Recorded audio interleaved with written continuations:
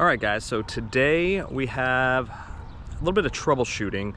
Customer said that their fan in the bedroom is not working properly. They already hired a previous electrician that they weren't very happy with.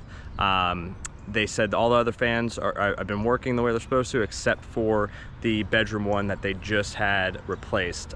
They think the motor may have burned up or something, so we're gonna go ahead and do a little diagnostic on it and figure out what's going on. Okay, so right off the bat, I figured out, I think I know what the problem is. So as you can see over here, the previous electrician appears to have installed just a regular dimmer switch, maybe trying to match up from this other bedroom over here, which you can see also looks like a dimmer switch. However, when you move this up, it distinctly clicks in different locations. So this is in fact a fan speed controller, which is what is supposed to be on fans, not a dimmer switch.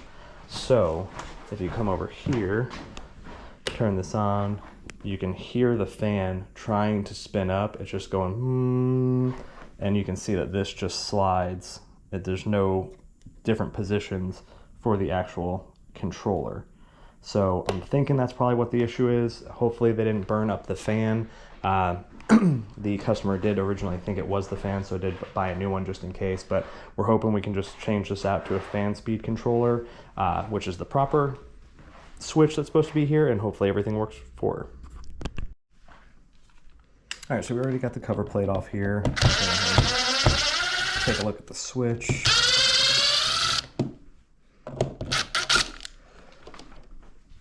So the switch is in the off position already. So what we're going to do is use what we call our hot stick, or dummy stick as some people call it, so we don't get ourselves zapped, and figure out which one's our hot lead, which one's our fixture lead. You can also tell a lot of times, I don't know if you can see that or not, it's got a little curl in the wire. That's what a lot of people will use to distinguish the fixture lead over the power. So as you can see here, power's up top, fixture lead's down below. However, on the switch, your black screw here is your common, which is where the power is supposed to be. So the previous electrician wired this incorrectly as well, which also probably did not help this circumstance. But we'll go ahead and get this fixed up for her, and hopefully with the new fan speed controller, this fan will still operate and she can return the other one, save some money. So now that we've identified our hot, we'll go ahead and take this out. Throw a wire nut on it so we're not zapping anything we shouldn't be.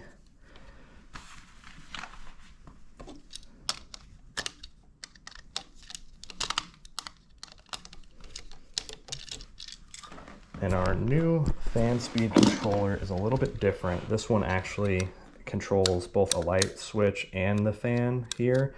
We don't necessarily need that because the fan does not have a light kit on it. It's just a fan, but this is the only one I had accessible.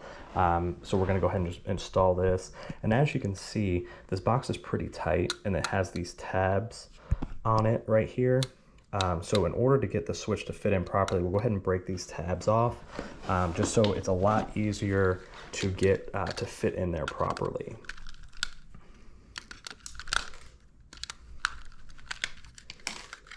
You don't necessarily need to do it on this side, I don't think, but go ahead and knock it out. And so again, with this having 3 wires, our yellow one would be to our light source. We're not going to be utilizing that. So we have our black, which is going to be our incoming power, and then our red, which is going to be our load and our fan lead. So with this, we'll go ahead.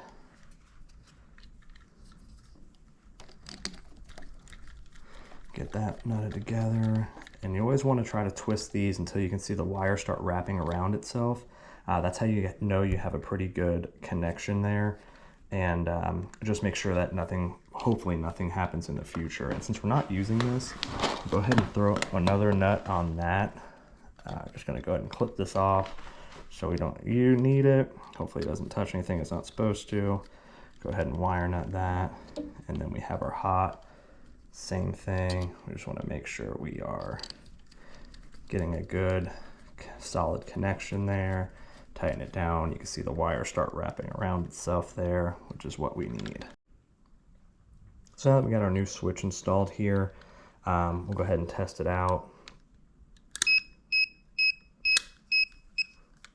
You can see how sometimes, because it's got multiple leads through here, you'll get a false reading. So switch is off now, on now. That would be for the lights. And right now, off for the fan. Up to the first location, second location, third location. We're getting signal.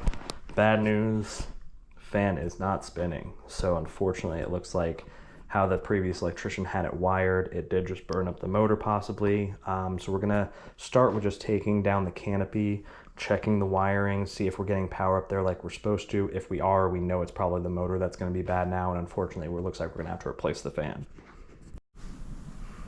All right, so we went ahead and got the canopy down here. We got our wires exposed.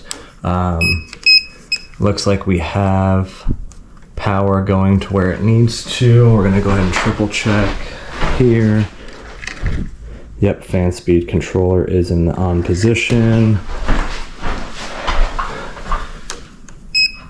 We're getting powered where we're supposed to, so unfortunately it does look like the fan may have gotten burned up. So next step is go ahead and take this down and put up the new one.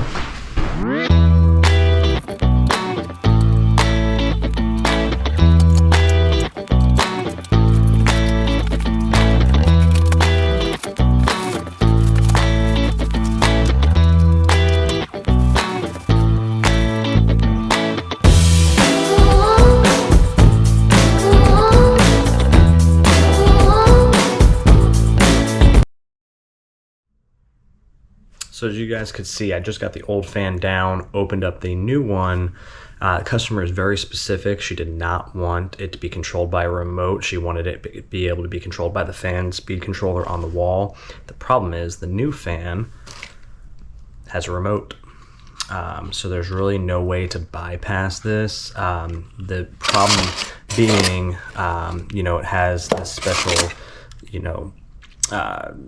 controller in there that this fan has 3 controls on it, or 6 controls on it, with the fan speed controller only has 3, which is primarily used for those like older school, pull chain type fans, they're a little bit harder to find now. Everything's on a remote, but unfortunately it doesn't look like we're going to be able to get this fan up for today.